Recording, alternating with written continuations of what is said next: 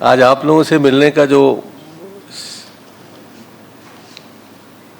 व्यवस्था है पहले से कि हम लोग बजट सत्र के पहले एक दिन आप सबसे बात करते हैं, उसी संदर्भ में आप लोगों को यहाँ बुलाया गया है। इस बार विधानसभा में हमने एक नई शुरुआत की है कि प्रश्न को ऑनलाइन मंगाए थे और उनके उत्तर भी हमने ऑनलाइन प्राप्त किया और मुद्रण के लिए भी भेजा गया तो ऑनलाइन भेजा गया। ये पहला प्रयास था और इसमें हमें काफ़ी सफलता मिली। विधायकों ने भी इसमें अपना पूरा योगदान दिखाया। शुरू में थोड़ा सा कष्ट हुआ, मगर उनको जब हम थोड़ा प्रशिक्षण दिए उनके लोगों को, तो इसमें हमें सफलता मिल गई। और मुझे कहने में खुशी है, आपको बताने में खुशी है कि 1682 प्रश्न आए हैं इस बार। उसमें से 1499 प्रश्न की सूचनाएं ऑनलाइन प्राप्त हुई। इसको लगभग देखें तो 90% बनता है। और इसमें जिन सदस्यों ने हमें सहयोग किया, मैं उनकी प्रशंसा करना चाहता हूं। और वेब एप्लीकेशन तैयार किया छत्तीसगढ़ विधानसभा ने, उसमें भी हमारे सचिवालय के कर्मचारी लोग रहे, NIC का सहयोग मिला और हमारे कर्मचारी और अधिकारी दोनों मिलके बेहतर ढंग से इस काम को कर पाए। ये पहली शुरुआत थी। हमें खुशी है, मैं उन सबको बधाई देता हूँ। एक बार और बात ये हुई कि हम लोग मुद्रण के लिए यहाँ से टाइप करके भेजते थे, उनको भी इस बार हमने ऑनलाइन ही भेजा और उनसे जो कुछ बचत हो सकती है, जैसा कि मैंने कहा था खुद ही कि गंगराड़े जी ज़रा पता तो करो कि ऑनलाइन करने से हमें क्या फ़ायदा होगा, या प्रशासन को, या जो भी कहिए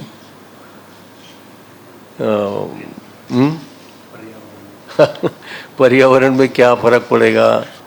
तो एक विचित्र सा हमें मिला है। हमने कराया था ITI खड़गपुर से, और आप लोगों को भी जान के खुशी हो सकती है, आश्चर्य भी हो सकता है। उनने भी अपनी प्राइमरी रिपोर्ट जो दी है उसके हिसाब से प्रश्नों को ऑनलाइन मंगाने से जो फ़ायदा हुआ हमको, वो अगर नहीं मंगाते तो अब लगभग प्रति वर्ष 4,50,000 पृष्ठ, जिसको 75 GSM ग्रेड के A4 साइज में हमें छापना देना पड़ता। इस तरह से 2.2 टन कागज प्रति वर्ष की बचत हो रही है। इसके अतिरिक्त 9.68 लकड़ी जिससे कागज बनती है, समझिए, या उसको अगर वृक्ष में हम बदल दें तो 58 वृक्ष प्रति वर्ष कटने से बच जाएंगे जी। और बिजली की बचत आई है 73 घरेलू रेफ्रिजरेटर में जितना बिजली खपत प्रति वर्ष होती है, उतनी ही बिजली की खपत इससे बचेगी। और इसके अतिरिक्त 1 लाख लीटर पानी प्रति वर्ष बचत होगी। इसके अतिरिक्त 18 चक्का युक्त लगभग 6 वाहनों में चलने वाले जो प्रतिवर्ष सल्फर डाइऑक्साइड एवं एसिड उत्सर्जन होता है और जिससे पर्यावरण प्रदूषित होता है, उसकी बचत इस ऑनलाइन प्रक्रिया करने से हो रही है। बहुत खुशी की बात है। अगर ये सही है उनका पहला प्रतिवेदन तो, और अगर ऐसा है तो सबको इस दिशा में सोचना चाहिए, मैं तो यही कहूँगा। अभी हमारे छत्तीसगढ़ के पंचम विधानसभा का 13वां सत्र हो रहा है और इसमें जो हम लोगों ने कैलकुलेट किया है, बैठक लगभग 13 ही हो पाएंगे। जिस तरह से जो व्यवस्था है संवैधानिक, उस हिसाब से माननीय राज्यपाल महोदया 7 तारीख को शुभारंभ करने आएंगी।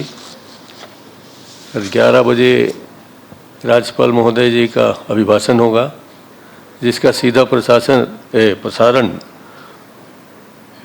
पहले भी जैसे होता था दूरदर्शन एवं आकाशवाणी से किया जाएगा।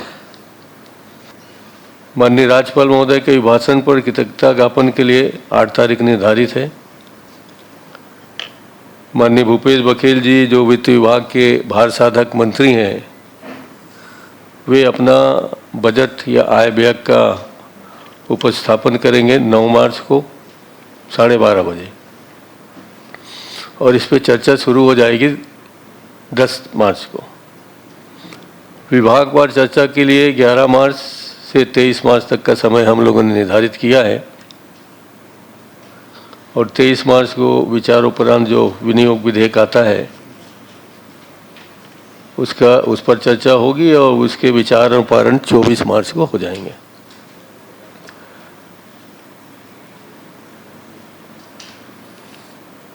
तिथि अनुपूरक अनुमान इस बार हम लोग 7 मार्च को ही रखा रहे हैं, और उस पर चर्चा के लिए पुनर्स्थापन और पारण सभी के लिए सिर्फ 1 दिन का समय 8 तारीख निर्धारित किया गया है। तो समय को देखते हुए 13 दिन का समय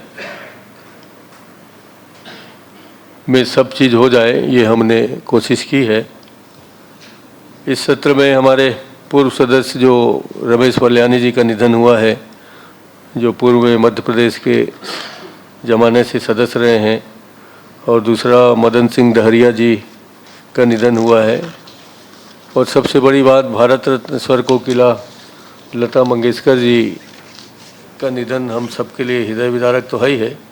उनको हम लोग यहाँ श्रद्धांजलि देंगे।